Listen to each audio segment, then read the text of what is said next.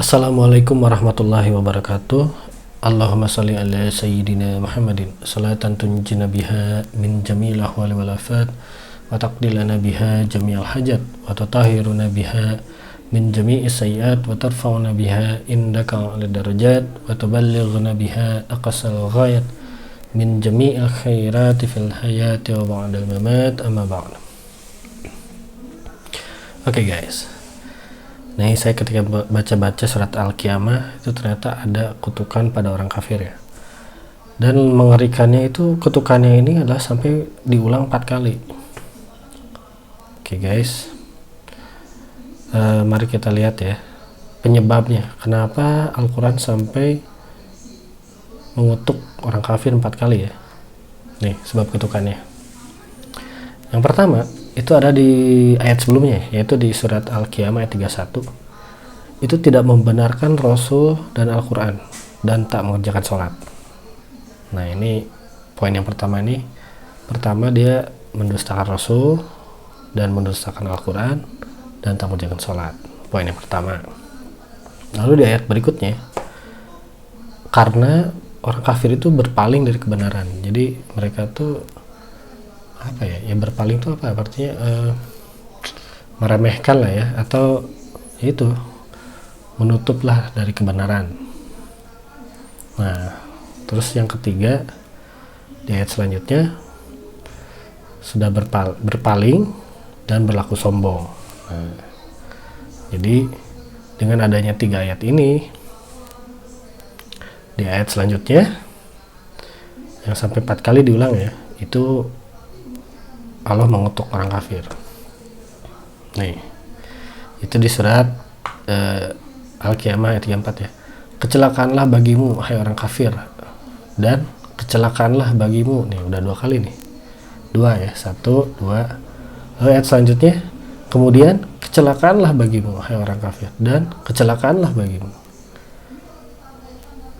Merinding saya bacanya ya guys. Jadi aduh, sampai 4 kali ini kalau diulang kan dihitung 4 kali ya.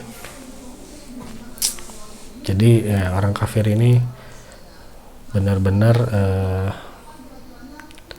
oh ya, saya belum sebutkan maknanya ya. Oke, itu maknanya itu yang pertama, kutukan yang pertama itu nah, kutukan yang pertama itu kecelakaan bagimu, itu yang pertama adalah maknanya adalah di saat orang kafir itu akan mati.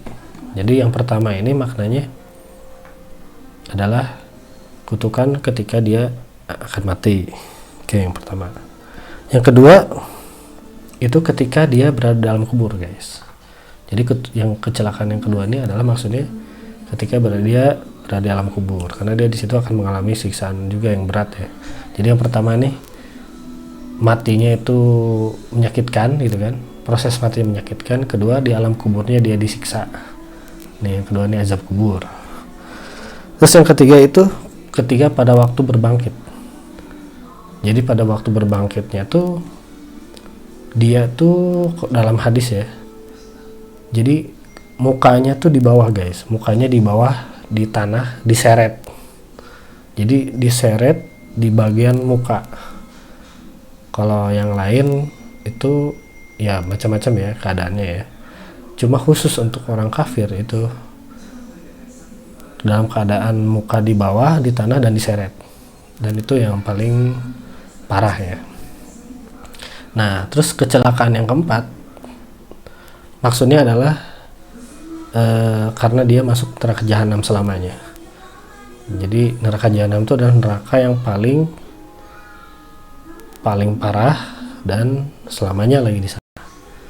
Jadi ini adalah 4 tahapan yang akan dilalui semua orang kafir ya. Orang kafir itu apa? Itu orang yang tadi ya. Nih, tidak menggunakan Rasul dan Al-Quran dan tak menjalankan sholat, berpaling dari kebenaran dan berpaling dan berlaku sombong. Ini orang-orang kafir. Oke guys, ya segitu aja karena saya kebetulan buka tentang itu, maka saya sharingkan kepada teman-teman biar apa ya, Ya, biar kalau misalnya andai ada orang kafir yang nonton ini, semoga dia terketuk hatinya,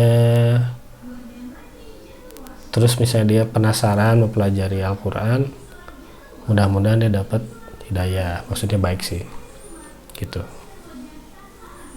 ya. Sisanya ini sebagai informasi aja sih, karena orang Islam itu pasti bukan kafir ya, pasti orang Islam tuh separah-parahnya maupun masuk neraka nanti ujungnya akan bisa masuk surga.